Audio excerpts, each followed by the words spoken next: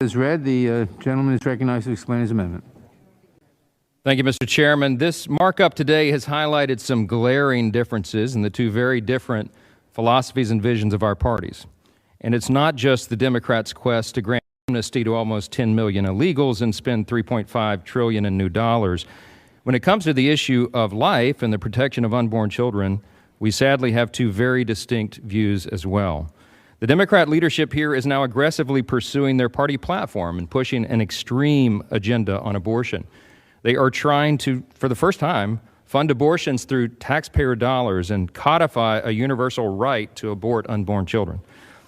Suddenly, measures like the Hyde Amendment, which has always prevented the use of taxpayer dollars on abortion and which has been reenacted by bipartisan agreement for the last half-century, is no longer supported by most Democrats. The Hyde Amendment alone is estimated to have saved more than 2.5 million innocent lives since its inception in 1976, and at least 60% of Americans currently support it. In 1994, even then Senator Joe Biden stated, quote, "Those of us who are opposed to abortion should not be compelled to pay for them," unquote. He was precisely right, but sadly he too has given in now to the radical abortion lobby.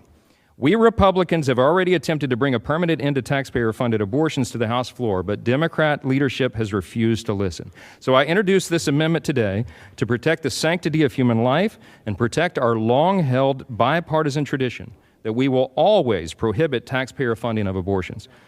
Americans should never be forced to pay for abortions against their will. Life must be protected, and Congress must recognize the importance of standing for both the woman and the child. Our government should never be in the business of financing the abortion industry, and I urge you to pass my amendment so we can put an end to the nonsense of forcing taxpayers to fund abortion.